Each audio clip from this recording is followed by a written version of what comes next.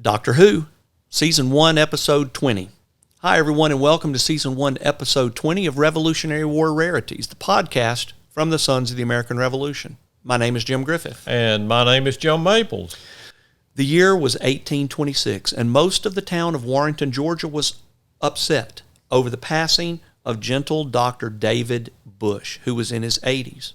He had lived in the area for 30 years and for the past 20 years had practiced medicine and taught religion and science at the local Warrenton Academy. While Dr. Bush was respected, he was a very private man. It was known he was from New England and had lived in France before coming to Columbia County, Georgia in 1795. Much beyond that, very little was known about the local physician. Well, Jim, his executors were in for a very big surprise. First, they discovered wooden pieces of a submarine prototype in Dr. Bush's workshop, and his papers and will were even more startling.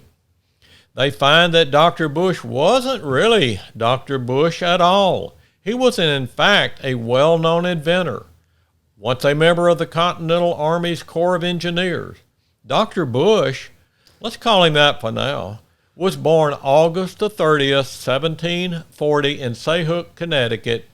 He worked on his family's farm and spent his free time in pursuit of knowledge and was described as a reticent, quiet, and distant and exceedingly private person. At the age of 31, Dr. Bush entered Yale College, later Yale University, in New Haven, Connecticut. Now, while a student, Dr. Bush experimented with exploding timed gunpowder charges underwater. During his final year at Yale, he spent his last penny constructing a manned submarine capable of employing weapons. Built entirely of oak beams, the elliptical craft resembled two joined turtle shells.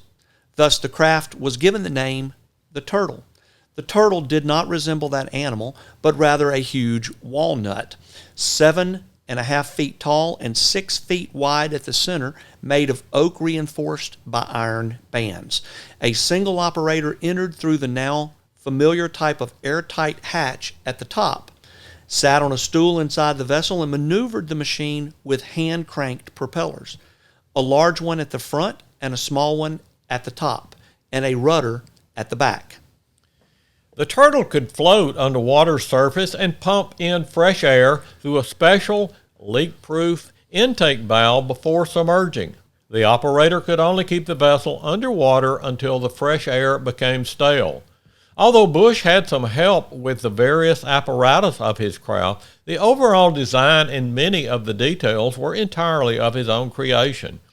The turtle also had an oversized wood screw sticking straight up from its top, with its handles inside the vessel's chamber. Attached to this screw was a waterproof fuse that led to the mine, which was buoyant but fastened to the outer hull. Now, Bush's plan of attack was for the operator to steer in secret under an enemy ship, drill the screw deep enough into the keel of the enemy ship to anchor it, then detach both the screw and the mine, set the fuse burning, and drive away as quickly as possible. The mine, held by the drill bit and its own buoyancy against the bottom of the enemy ship, would explode and sink the ship. Among the admirers of Bush's first successful trial runs at Saybrook in the summer of 1775 was another inventor named Benjamin Franklin. Well, the turtle finally saw action in 1776. The British Navy was blockading New York City, intending ultimately to invade along the Hudson River. Bush had his invention ferried down from Connecticut by ship. He targeted the British flagship, the HMS Eagle, as the turtle's first victim. However, Bush himself was too frail to pilot the craft, and his usual captain, his brother Ezra, was ill with a fever. A volunteer was quickly trained to operate the machine, and the mission began. The turtle moved with perfect accuracy and stealth, but the operator could not drill the screw through the copper-plated hull of the British ship and had to abandon the mission. Now, at most, the turtle's efforts may have spooked those on board the ship, who could tell that something was attacking the bottom of the ship, but could not see what it was. In 2 subsequent battles at Fort Lee on the Hudson River, the turtle again performed well, but failed to damage any shipping. Nevertheless, George Washington provided Bush a commission in the Corps of Engineers, hailing him as a man of great mechanical powers, fertile in invention, and a master of execution. After 1776, Bush abandoned the turtle and returned to inventing variations on the standard naval mine, including a drift model that exploded on contact. Bush's mines helped hamper and harass as well as destroy British ships throughout the war. In 1787, Bush disappeared from his home in Saybrook, and it was only after his death that it became known that Dr. David Bush was actually Captain David Bushnell and the Turtle. Although not the first submarine to exist, was the first submarine in history to be used in an attack.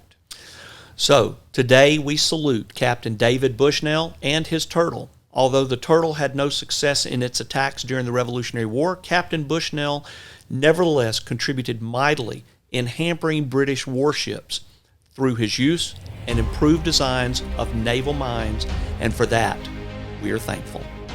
My name is Jim Griffith. And my name is Jim Maples, and we thank you for joining us today. And be sure to join us for the next episode of Revolutionary War Rarities. This has been a production of the National Society, Sons of the American Revolution, www.sar.org.